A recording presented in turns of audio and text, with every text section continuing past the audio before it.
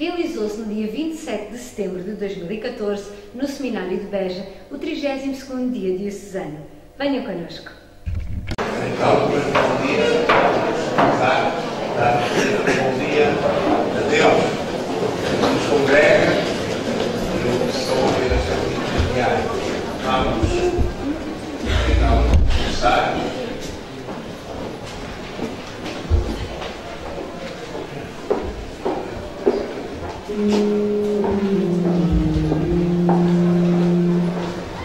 Deus, vida é nosso auxílio.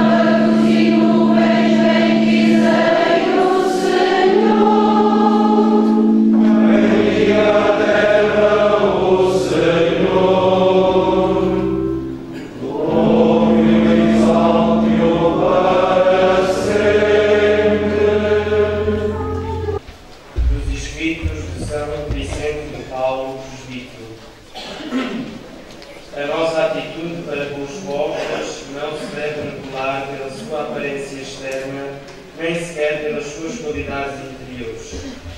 Devemos considerá-los, antes de mais, altos da terra. O Filho de Deus quis ser pobre e ser representado pelos pobres. Na sua paixão, quase perdeu o aspecto de homem. Apareceu como um lobo para os gentios e um escândalo para os judeus. Todavia, apresentou-se a estes como evangelizador dos pobres. Enviou-me para evangelizar os pobres.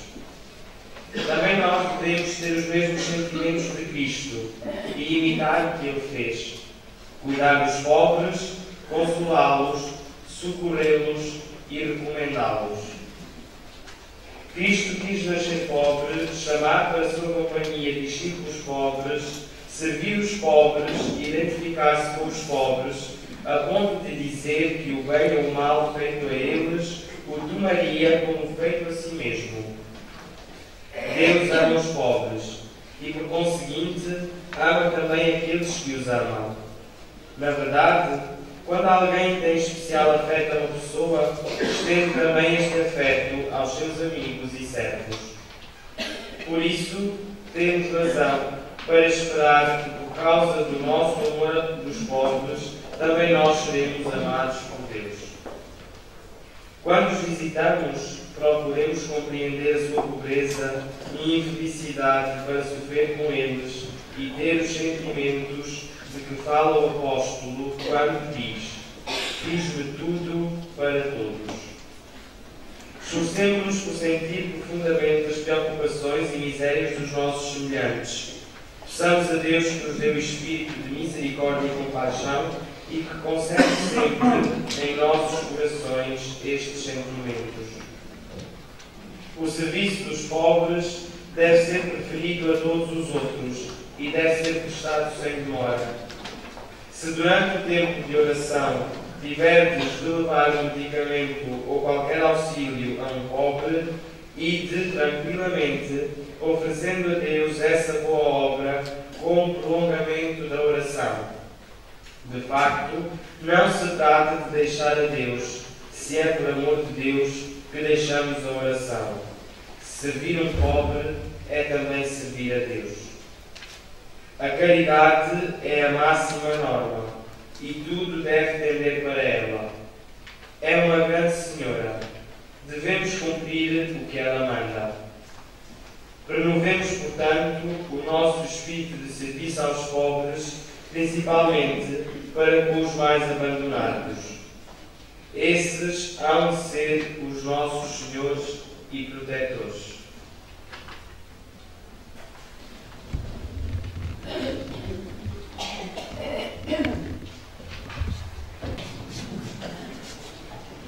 Evangelizar na alegria da caridade, assim podemos resumir a nossa fé e a nossa missão, como também escutámos agora uma carta de um santo, São Vicente de Paulo, que não é deste século, não é do tempo do Papa Francisco, mas é do século XVI e depois XVII, do século XVI, XVII em França, no sul da França. Portanto, ele, nesta carta que escutámos, dá-nos um motto também para a nossa ação, para a nossa vida e também para este ano pastoral. Creio que este slogan, evangelizar na alegria da caridade, resume bem também aquilo que o Papa Francisco nos tem dito na sua exortação apostólica à alegria do Evangelho. A nossa missão, em primeiro lugar, deve ser anunciar a boa nova e evangelizar os pobres. Os pobres que nós às vezes temos dificuldade em saber quem são. Mas São Vicente de Paulo e próprio Jesus do Evangelho nos diz que os pobres são precisamente Jesus Cristo. Neles encontramos a pessoa de Jesus Cristo, sempre que se fez pobre, no servo de todos. Agora, pobres não são só aqueles que têm fome de pão material. mas também daqueles que têm fome de pão espiritual. Ou se não têm, pelo menos no fundo do seu coração, está lá isso, que nós não nos reduzimos a um amontoado de células biológicas, mas nós precisamos, sobretudo, de alimentar a nossa dignidade como filhos de Deus. Por isso, o Evangelho e o Catecismo da Igreja Católica resumem bem a parábola do juízo final, segundo capítulo 25 de São Mateus, dizendo-nos que as obras de misericórdia são 14, 7 corporais e 7 espirituais. As duas são importantes. Quando eu tinha 9 anos aprendi isto de cor, não sabia bem o que significava, mas estes resumos às vezes ajudam-nos pela vida fora a compreender melhor o que significa estas 7 obras materiais de misericórdia e 7 espirituais. Como eu vou aqui repetir, nós conhecemos dar de comer a quem tem fome e depois para aí fora, e termina louvar a Deus por todos os necessitados, tanto vivos como defuntos. Portanto, a última espiritual. Nós podemos dizer que algumas delas não são tão atuais. Felizmente, na nossa sociedade, vamos encontrando parceiros para ir resolvendo alguns problemas. Já não é como em países no meio de guerra, onde há a bala comum, onde se assassina, onde se mata, e depois é uma obra de misericórdia, com certeza, tratar também com dignidade o corpo daquele que morreu e dar-lhe sepultura. E as Santas Casas da Misericórdia tinham também nisso uma grande missão. Portanto, evangelizar é tornar presente o reino de Jesus Cristo, é restituir a dignidade de irmão e filho de Deus àqueles que a sociedade marginaliza. E, por isso, essa sociedade, como diz o Papa Francisco muitas vezes, os torna descartáveis, como as mercadorias que nós às vezes usamos, atira para as vergas da sociedade os famintos, os sedentos nos países sem água, os desertificados, os maltrapilhos, os errantes e imigrantes, os doentes e enfermos, os presos por pequenos delitos ou por injustiças, os inseguros perante as dificuldades da vida, os ignorantes e analfabetos, os que erram, os que andam tristes, os inimigos e maldizentes, os fracos, os carentes de Deus, quer vivos, quer defuntos. E muito mais poderíamos aqui acrescentar a esta lista. E, portanto, pensar, desejar, refletir, rezar e fazer o bem sem dar a quem, é esse o nosso lema. Praticar a caridade com alegria, isto é evangelizar.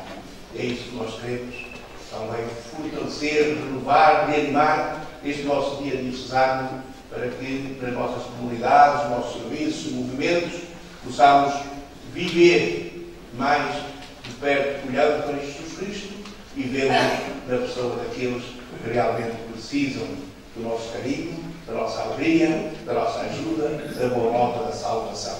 Amém. Irmãos a Cristo, nosso Deus e Senhor, e pedindo-lhe que nos ensine a servi-lo em santidade e justiça na sua presença, todos os dias da nossa vida, aclamemo-lo dizendo: Senhor, só vós sois santo. Senhor, só vós sois santo. Senhor Jesus Cristo, que nos santos pastores nos revelastes a vossa misericórdia e o vosso amor, por meio deles usai sempre de misericórdia para conosco. Senhor, só vós sois santo. Senhor Jesus Cristo, que através dos vossos representantes na terra continuais a ser o único pastor da Igreja, não deixeis de nos guiar sempre por meio deles. Senhor, só vós sois santo. Senhor Jesus Cristo, que por meio dos santos pastores sois o médico dos corpos e das almas, fazei que nunca faltem na Igreja os ministros que nos guiem no caminho da vida e da santidade. Oremos. Senhor, só vós sois santo. Senhor Jesus Cristo, que ensinastes a Igreja com prudência e o amor dos santos, guiados pelos nossos pastores, fazei-nos crescer na santidade. Oremos. Senhor, só vós sois santo. Com o seu coração, a sua alma, fazemos como Jesus nos ensinou. Pai nosso que estais nos céus, santificado seja o vosso nome. Venha a nós o vosso reino. Seja feita a vossa vontade, assim na terra como no céu. O pão nosso cada dia nos dai hoje. Perdoai as nossas ofensas, assim como nós perdoamos a quem nos tem ofendido. E não nos deixeis cair em tentação, mas livrai-nos do mal.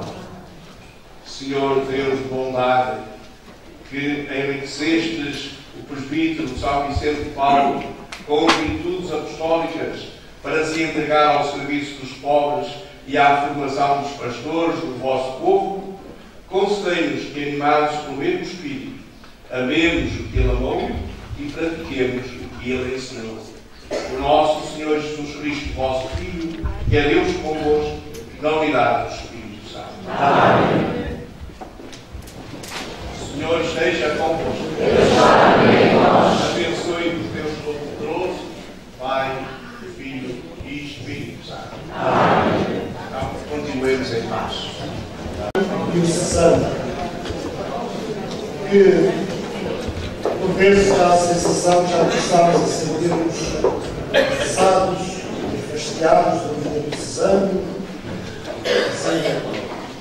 sócios que estamos sempre de novidade, isto é sempre o mesmo, portanto, é assim, é de outra maneira. Eu penso que, para além da Assembleia Eucarística, na qual nós temos o dever de participar assiduamente aos domingos, dias santos do guarda, é assim que diz o Catecismo, há outras assembleias que não é exclusivamente a diocesana. Claro que tem toda a razão de ser uma assembleia diocesana, e é necessário que continuemos a fazer, que é melhorar, que é preciso melhorar, mas nós melhoraremos ainda tanto mais a Assembleia Diocesana se nós despertarmos e acordarmos para umas outras assembleias que é preciso fazermos.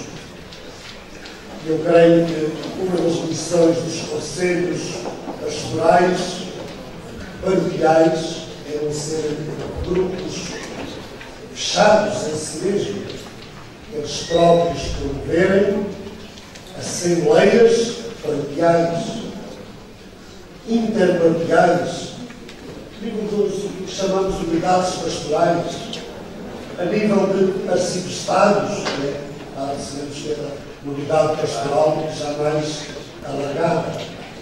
E por isso deixo também desde já este desafio, e é bom que comecemos talvez, é possível também algumas já se tenha feito nestes anos, mas há poucas notícias, mas oxalá que outras assembleias vão surgindo e desta forma também que é tão belo caminharmos, fazemos a nossa caminhada em igreja, o caminhar juntos, e isto também significa fazer símbolo.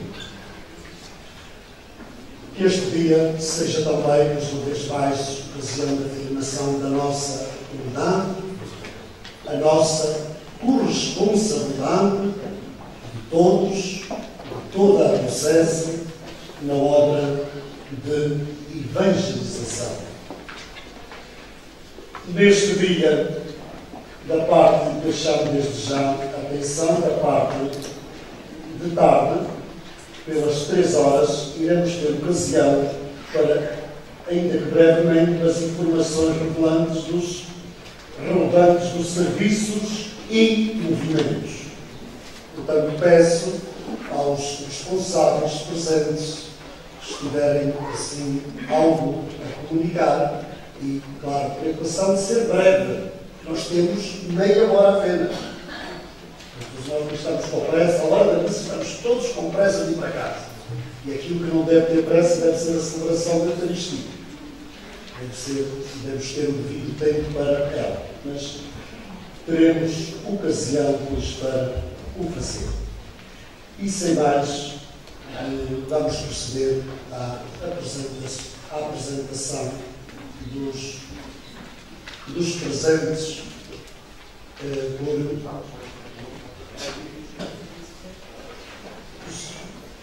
não sei se vejo aqui os irmãos de São Francisco, não sei se prepararam uma apresentação. Então, vamos por arciprestados. Arciprestado de Beja. Vamos começar por casa. Vamos lá ver. Arciprestado de Beja faz a favor de põe-se em pé.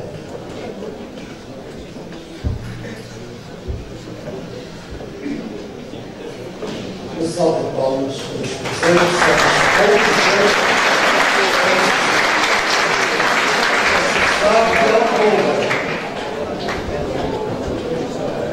Ora, se está a dar um pouco, parece que são mais que as brejas.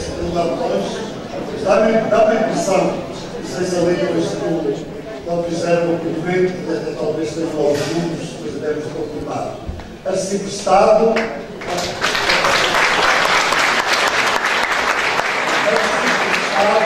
de Moura.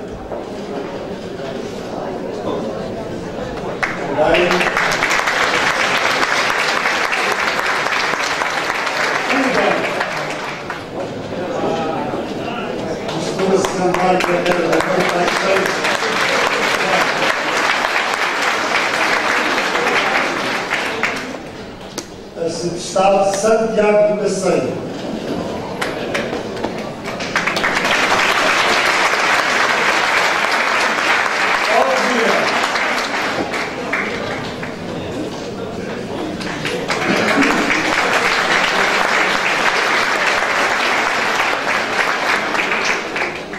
Talvez, assim, de modo geral, estão aqui com os serviços, os movimentos, claro, também já estão incluídos, arciprestados, mas os diversos serviços, movimentos, secretariados, já estão levantados também.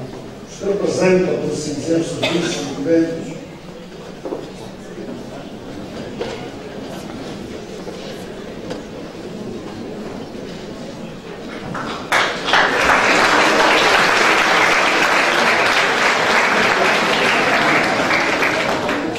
Muito obrigado e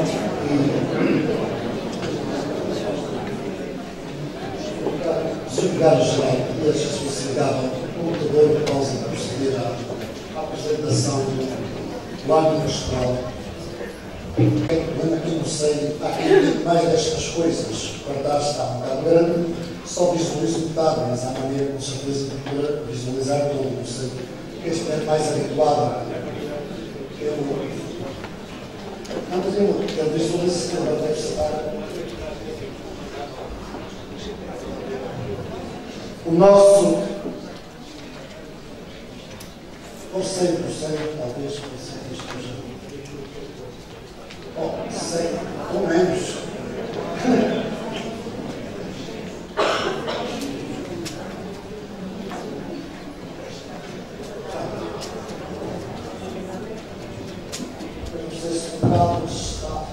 Ora, o nosso tema pastoral, alguns também, não sei, nem se apaga, nem se apaga. O nosso tema pastoral, o plano pastoral para este ano, chamados a crescer na fé e na prática da caridade organizada. Usaram-se ali duas palavras, mas penso que se entende perfeitamente. A ideia do crescimento que está ali, daquela maneira assim um pouco Portanto, a curva, isto pretende, vemos claramente uma família, nessa família está também, pois, cada um de nós. A ideia de que não é, portanto, o crescimento não é linear, não é de grau a degrau, pisado de grau firme, nós subimos um e a seguir, às vezes dissemos 2 ou 3, damos uma cambalhota, caímos e às vezes parece que nos faz ao fundo da escada. Também não liguem logo a questão das palavras, a ordem delas. Claro que para nós crescermos, para nós chegarmos na verdade a crescermos na prática da caridade, nós precisamos, depois de tudo isso, a conversão, evidentemente, é anterior ainda à celebração dos sacramentos, com certeza. Também a caridade já se deve ir manifestando, mas o essencial é pretender lembrar que há realidades que nós não podemos dispensar. Para, na verdade, crescermos na fé e na prática da caridade, e este crescimento, esperamos, há de acompanhar-nos ao longo de toda a vida. Aquele que disser que já cresceu o suficiente, só se põe na altura. Porque se nestas coisas aquele que disser, pois engana-se. Depois, talvez não consigam visualizar lá assim muito bem, por causa da luz assim. Não sei se isto é um pouco provocatório, senão um vaso em cima de uma Bíblia. Ora bom, este vaso é um vaso que existe na mansão de São José. A planta também já saiu de lá dentro do vaso, evidentemente. Mas o que se pretende aqui é sabermos o que significa o vaso, também habitualmente na nossa linguagem como cristãos. E o modo que aquela planta tem para sobreviver é arrebentar com o vaso, é furar. Então vemos aqui mesmo as raízes já que saíram, portanto, atrevidas, arrebentaram depois com o fundo do vaso. E para ir à procura, depois, de um outro alimento. Claro que nós cristãos, o alimento por excelência é a própria Palavra de Deus, e precisamos de ir rebentando com o nosso vaso, ou então sair para fora do nosso vaso, para que, senão, nós asfixiamos, não crescemos e até morremos.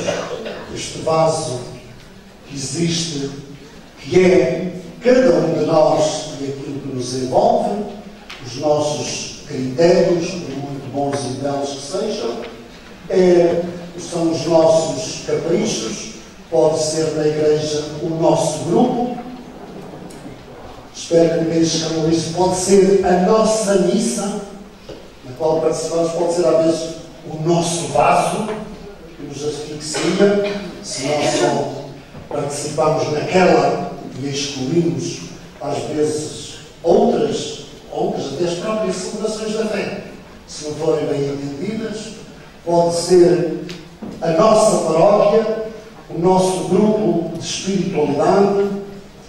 Nós precisamos de sair para fora de nós mesmos e buscar o alimento onde ele é devido, e também nos grandes elementos da pastoral o contacto com outras experiências pastorais. Que ninguém se feche em si mesmo. Este ano, mais do que haver um plano pastoral, muito natural, muita coisa, que às vezes não sei se chegamos a ler, há mais a preocupação de alertar para uma outra realidade.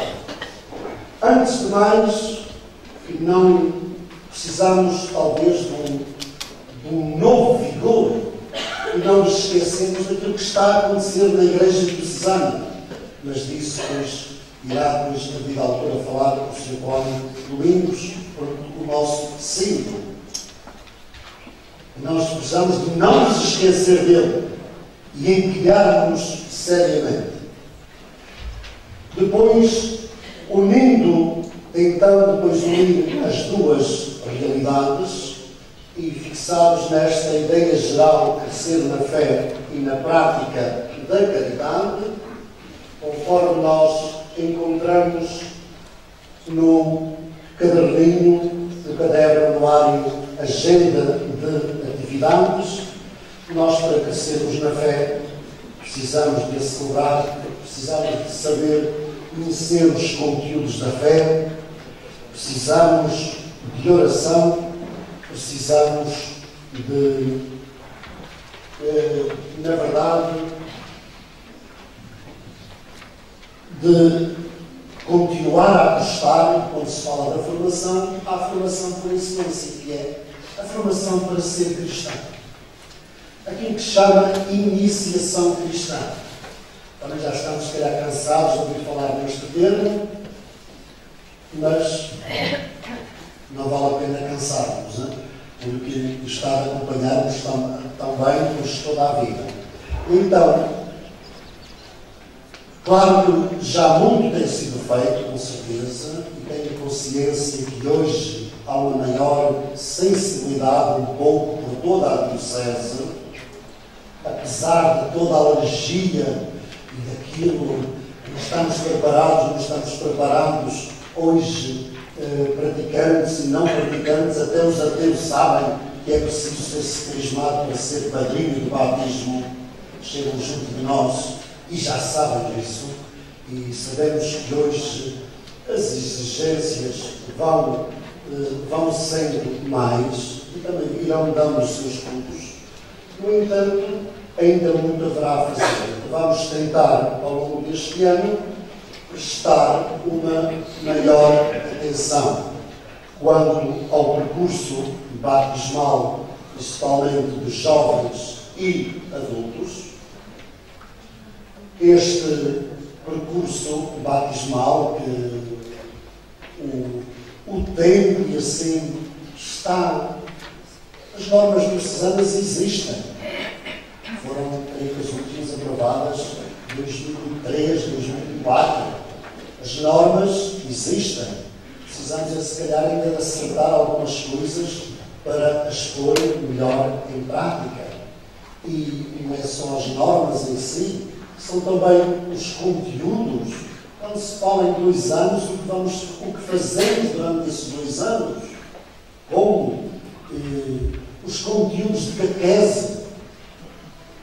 E nisto, às vezes, nós falhamos muito, às vezes também nos conteúdos, porque eu também já me tenho acontecido comigo, desculpai lá, mas que é, às vezes, andar a dar catequese para o Crisma, andar, e quando estou quase a chegar ao Crisma, dou-lhes uma folhinha para a mão, cada um escreva na folha em que é que acreditamos, e assim fica tudo reprovado normalmente, porque lembram-se de tudo, e apesar de ter andado a dar catequese a partir de Cristo ressuscitado, e a Igreja, e o Espírito Santo, e o dom do Espírito Santo, e ter percorrido, e isto depois de 24, 25 encontros, e até alguns que já tiveram dos outros anos de catequese antes, lembram-se de tudo, menos do credo. Às vezes, são como dizem assim de geral, creio em Deus. E o Senhor virá para mim acredita, também acredita em Deus. Uma pobreza, os conteúdos, nós temos que, portanto, e aqui vai ser pedido aos seus padres, às paróquias, se há alguma coisa, aquilo que há a corrigir, as dificuldades que têm vindo a sentir no implementar das normas diocesanas, se há alguma coisa a corrigir, que se diga para refletirmos, mas temos que tentar ter um proceder comum. E porque as exceções, isto é assim, olha, a gente faz uma exceção, o povo sabe as exceções, não sabe as regras. E fica tudo, quer dizer, a gente faz uma exceção, fica tudo como nas exceções, esquece-se das regras. Quer dizer, é isto aqui, portanto, nós, claro que há sempre as exceções, mas temos que ter critérios muito bem pensados. o percurso mesmo para o sacramento da confirmação. Aqui está também, aqui, quando se fala deste sacramento, a catequese, depois os jovens e adultos, no qual também se inserem. Eu dou a impressão que o sacramento do Crisma é uma grande oportunidade de evangelização. Isto é uma grande oportunidade de evangelização. É uma grande oportunidade para regressarem à Igreja. Muitos daqueles que fizeram a primeira comunhão nunca mais voltaram, e outros entrarem na Igreja e ainda não fizeram a primeira comunhão. Outros, é uma grande oportunidade, se nós a aproveitamos. Se não aproveitamos, sabemos o que acontece. As primeiras comunhões, em maio, a seguir à Páscoa, primeiras comunhões, mas normalmente é o dia mais triste que os senhores padres têm. Vêm as crianças a despedir-se da Igreja. Portanto, aquilo que a comunhão, aquilo que a primeira comunhão pretende celebrar, tantas vezes não acontece. A gente veio-os a despedir-se, a dizer-nos adeus. Claro que temos que acreditar que é possível fazer um pouco de maneira diferente. Os acólitos são também ocasião. Se nós agarrarmos nisto, não é os acólitozinhos aqui pequeninos, que primeiro ano da catequese, para ver se eles vêm à missa, andam ali a dançar à frente do Senhor Prior, a tropeçar, quer dizer, isto é uma dificuldade. Não é isso. Aqui estes também podem ir, se houver alguns mais velhos, mas apostarmos até que os jovens, que na verdade apanham o gosto de ser acólitos. Pode ser também fonte de futuras vocações sacerdotais, religiosas, masculinas ou femininas. Também é. É preciso que isto seja bem feito. E claro, a caridade, tanto os grupos de trabalho sinodal, envolvendo-nos na prática da caridade organizada. Ora bom, para terminar, eu digo que não houve a preocupação de pôr buscar com muitas coisas, porque o melhor plano pastoral diocesano falha, fracassa, e as pastas das paróquias estão cheias de planos pastorais, desde os senhores superiores os vão arquivando, estão cheias, mas às vezes depois os frutos de levar à prática pode ser pouco. Às vezes o que é que falha? Se não houver um plano pastoral paroquial, se não houver essa preocupação por fazer a programação, a planificação paroquial, interparoquial, assim, eu quase que eu não digo que é inútil um plano pastoral diocesano, mas fica condenado ao fracasso, como a planta que fica dentro do vaso, não é? E enquanto não arrebentar com o vaso, não ganha saúde. Não é? Portanto, o apelo que se faz é que tentemos, a nível das paróquias, agarrar nisto e vermos o que é que nós podemos fazer em cada paróquia. O que é que nós podemos fazer com isto? O que é que vamos programar? Não vale a pena não vale a pena fazer um plano pastoral diocesano perfeito. Tantas vezes nós rejeitamos logo à partida. Portanto, vamos tentar programar a nível paroquial, tendo como base estas ideias gerais que agora surgiram. Não sei, alguém ficou com alguma dúvida? Ficou pior?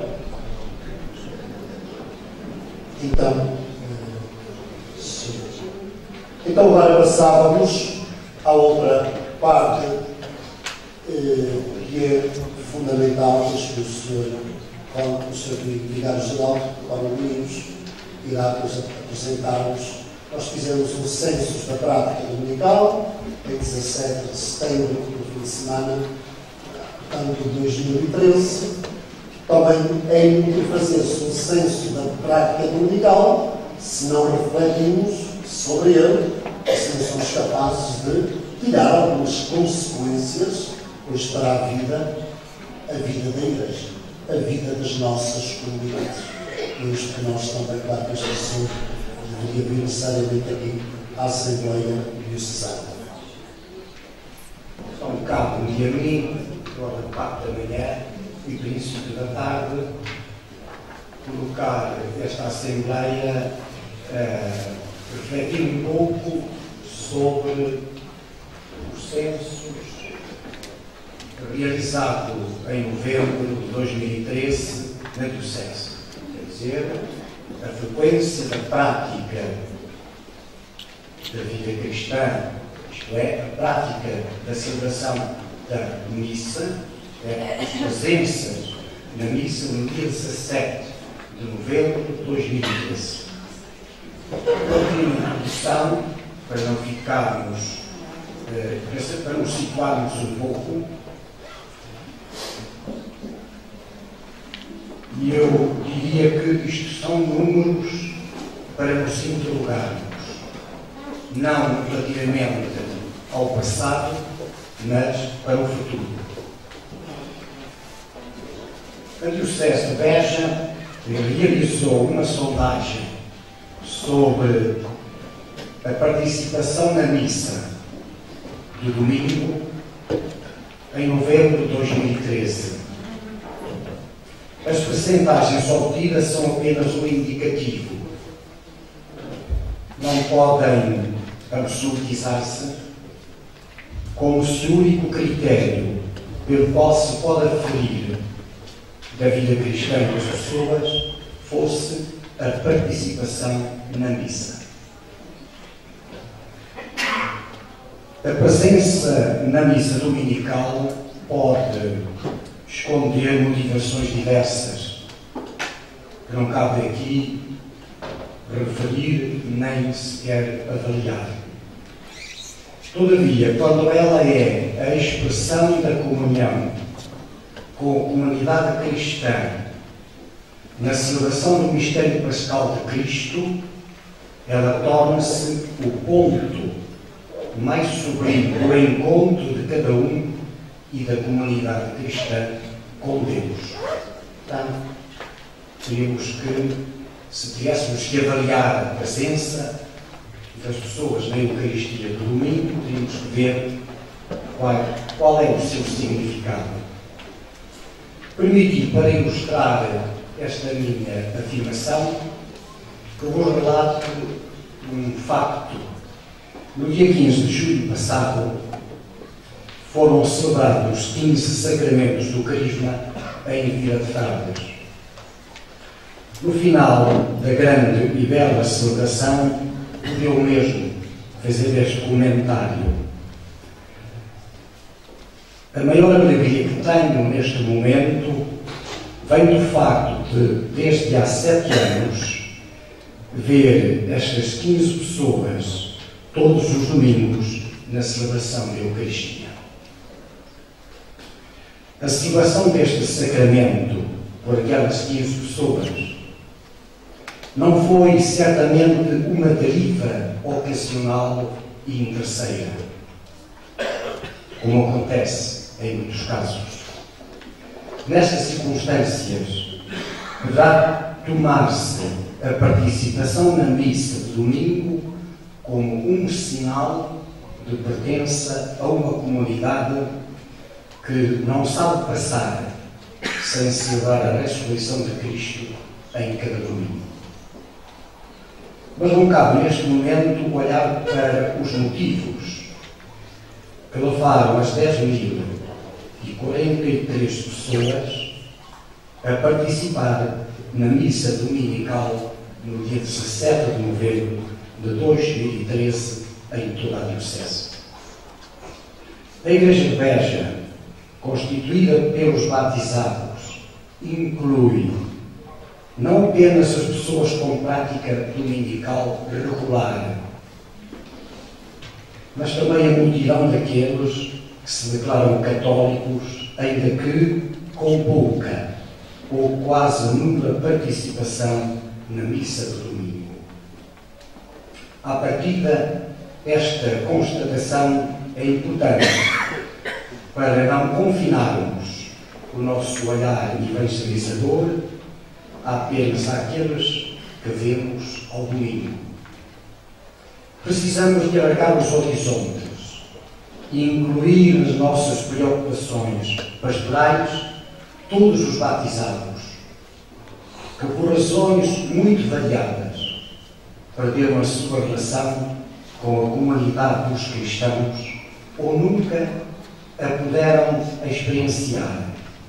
Quantas vezes, por inércia nossa, ou por obstáculos que, parecendo-nos simples de ultrapassar, a nós são verdadeiras montanhas para quem está de fora. Os números podem ter muitas leituras, mas há uma que nos interessa, sobretudo, nesta circunstância, olhar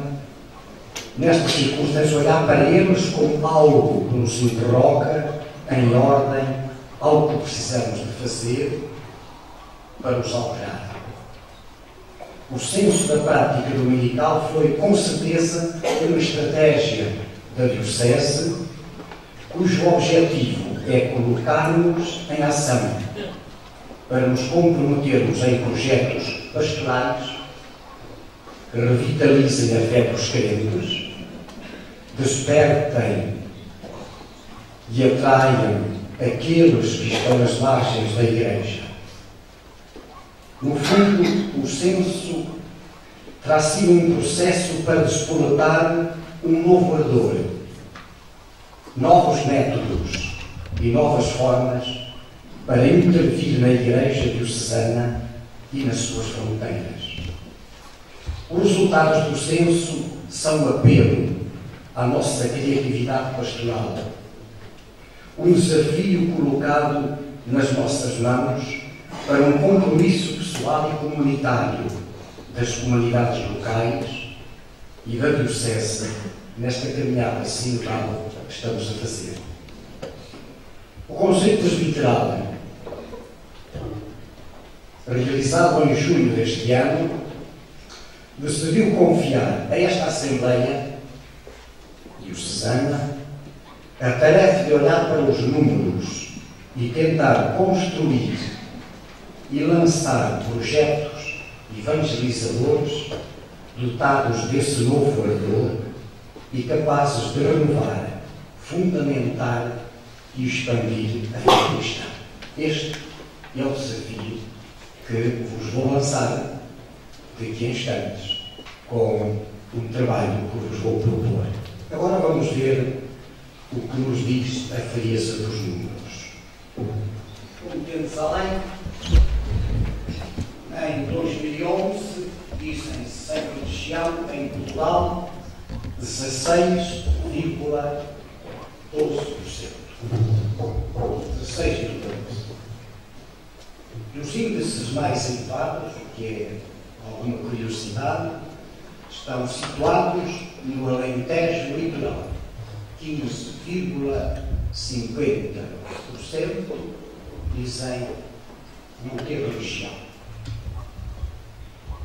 Os números mais baixos, mesmo assim, ainda são no Baixo Alentejo.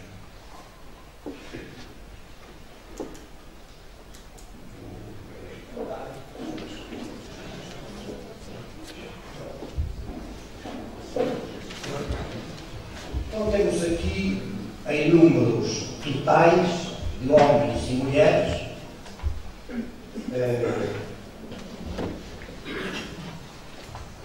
o número que temos alunos totais por concelhos, temos aqui os concelhos todos, e temos ali por concelhos o número de pessoas do sexo masculino, portanto, e feminino, que estavam presentes no dia 17 de novembro de 2013, na celebração da missa.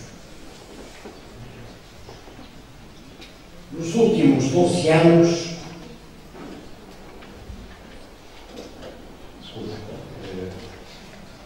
no quadro número 1, temos ali, o censo deu-nos uma prática dominical de homens e mulheres, em totais e por concelhos, para uma população de 211.513 pessoas, 211.513 é o número de pessoas estimado pelo menos da Diocese, tem uma prática, eles ali, uma prática, desse animal, 10.043. Entre os 211.513, 10.043 estiveram presentes nas missas deste domingo.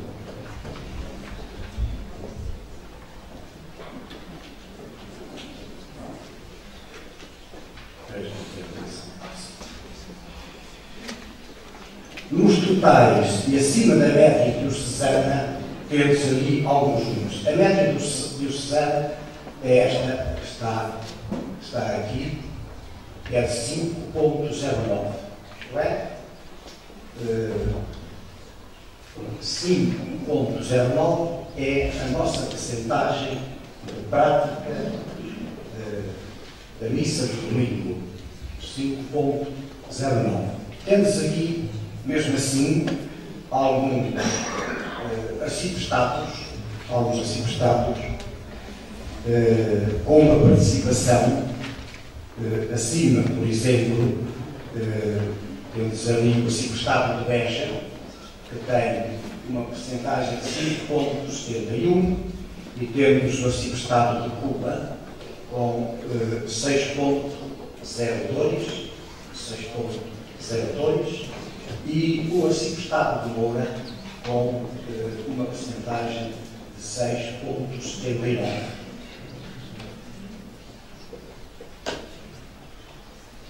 Passando ao quadro 3, na leitura dos índices por concelhos de Belém, igual ou acima da média diocesana, encontramos o concelho de Almodóvar, que temos ali com 6,05.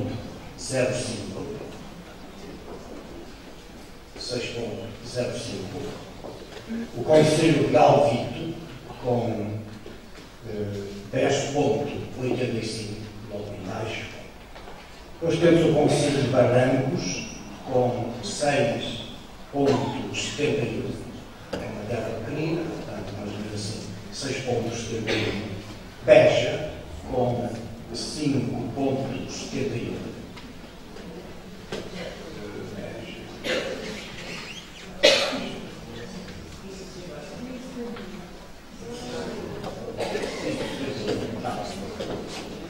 Depois temos o estado também de Cuba, com 6,05. Não, 6,62. Mais baixo. 6,62. O Merla, com 5,45. O Moura, com 6,97.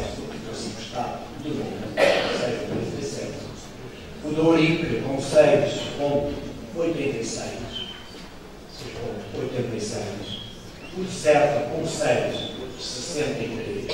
E finalmente a Atlanta com 4,71. Vamos olhar aqui para as cidades. E encontramos os índices mais elevados nas crianças em idade de catequese, que vai dos 7 aos 14. 10,26. Além deste, que é 11,35. As pessoas têm mais. Depois temos aqui o ponto crítico, que é este. Dos 15 aos 24, 2,82. E ainda dos 25 aos 39, temos 2%.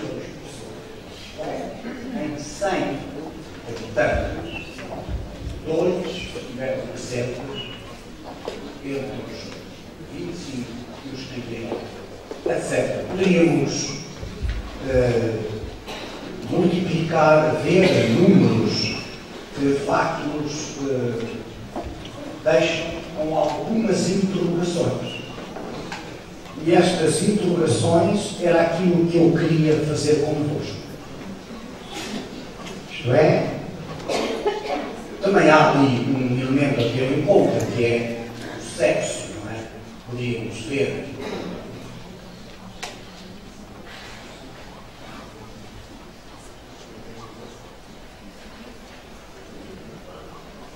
tanto os homens como tendo vezes, temos aí uma prática de 2039, mas vamos ver a seguir as mulheres. Não conseguem ver, está um bocadinho. Mas pronto, o número das mulheres é de 7.944. 7.944. Portanto, há uma diferença muito grande entre homens e mulheres, uma diferença muito grande também na questão das cidades. Daí que, no conjunto dos dados recolhidos, ressaltam de imediato 3 aspectos a considerar para saber como proceder para alterar a situação. 3 aspectos. 1. A baixa participação. Nós temos uma participação de 5%.